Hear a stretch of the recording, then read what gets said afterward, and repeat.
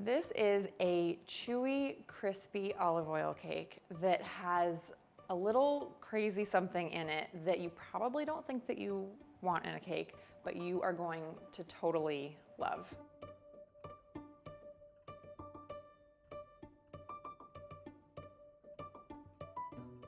Charlotte's here to tell us all about this crazy cake. Yeah. And how it came to be. Can you please explain this ingredient and how it ended up in a cake? Yes. So these are oil cured olives, which are my favorite.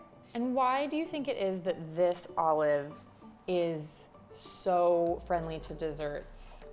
Well, first of all, it's not briny. So you lose that acid, you lose that sour vinegary taste. But I think there's actually something buttery about these, and I don't know if it's the oil contributing to it.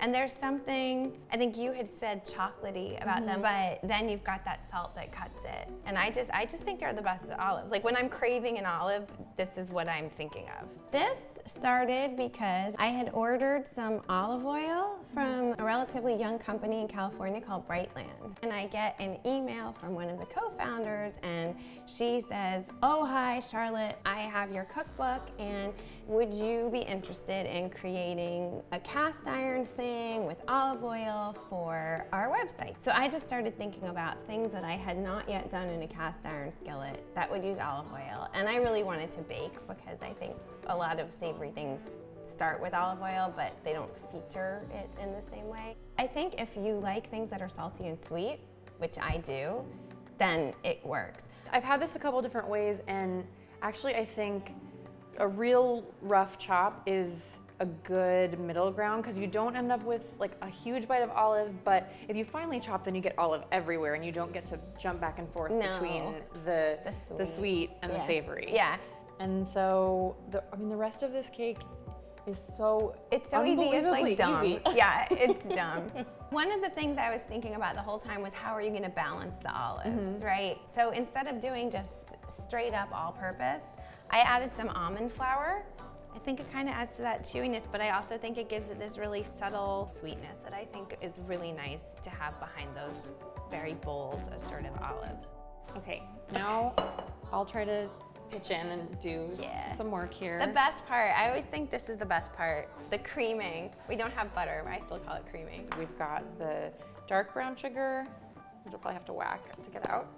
Yep. I like what it does because it gives it that sort of like molassesy flavor, and it adds moisture. People will say for this cake, if you have a brighter, fruitier oil, that's a good thing, but I don't think people should freak out if they don't have that. Ooh, so satisfying. Oh my gosh, yeah. That's something I want to watch in slow-mo. Me too. Back and forth.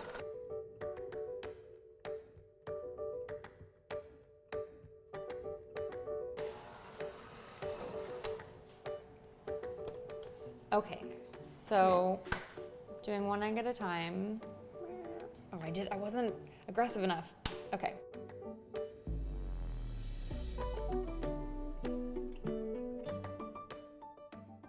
Something I would like to say about the vanilla. Great. I think it's underutilized. I mean, we use it all the time, but I think we don't necessarily use enough of it. Yeah. And so I conducted an experiment where in my baking, I just decided to start basically doubling the amount of vanilla I would have used before.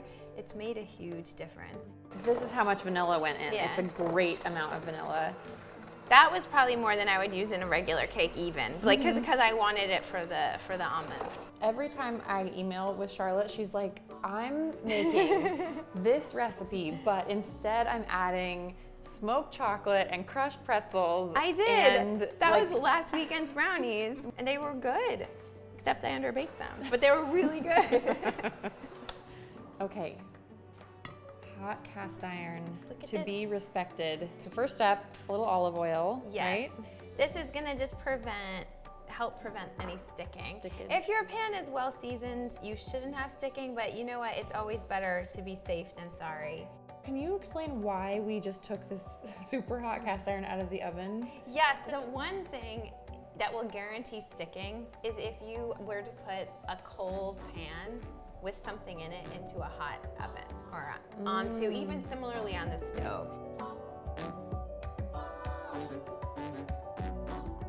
I'm gonna sprinkle the sugar. Yeah, so you're gonna have this great crust on the sides and the bottom, and then you're equally gonna have this nice crunchy crust on the top with this nice granulated sugar. That's it. Cake is done. Okay. Almost looks like a clafouti, actually. Yeah. Thank you.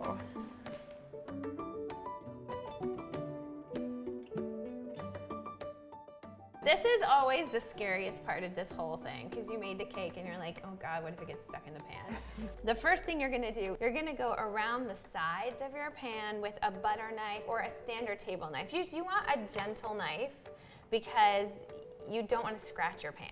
This one is great. You can see that there's space between the cake's edge and the pan, but that also the cake is almost moving, which means it's already up from the bottom and it's gonna flip out like perfectly. But let's just say it wasn't and you kind of thought it might be a little stuck. What I would then do is I would go in with a spatula, like an offset sort of thing, and you just go in and sort of very gently start working your way around the bottom and lifting it and getting as much of it up as you could, but gently. And then you'd flip it, and God forbid there was any little bit stuck, you could kind of fudge it. No one's gonna see it's the bottom of the cake anyway. So we're just gonna flip it. Did you guys hear that? So That's a happy sound. Yeah. Look, you guys also, I'm sorry, but that's beautiful. Now we're just gonna make sure it's right side up. Yes. Look at that. It's not really gonna need to be on the trivet, but it just looks pretty. Ooh. Look at that. Wow. Just center it. That is a thing of beauty. I find this whole situation of getting it out of the pan like one of the more satisfying things in life every time. It does not get old. Look at that. It's good. It's really good. Can we taste the cake? Well, I get a slice too. Yes.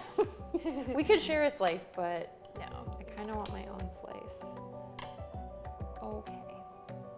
2 slices. It's funny, so I'm doing it the mess way because I have to get that back crust. Uh-huh. It's so good. I'm sorry, I'm supposed to be more humble. It's fine. I'm just laughing because it's so good. It's like, it is, and I'm laughing because I'm like, weird but good. It does it again. I think you guys should make this cake. It's so easy that if you're someone even who thinks you can't bake, I promise you could make this cake.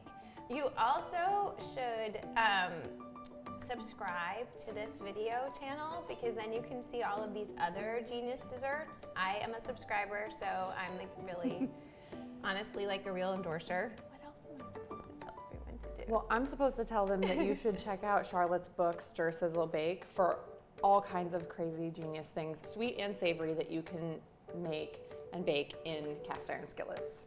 Yeah. Like this.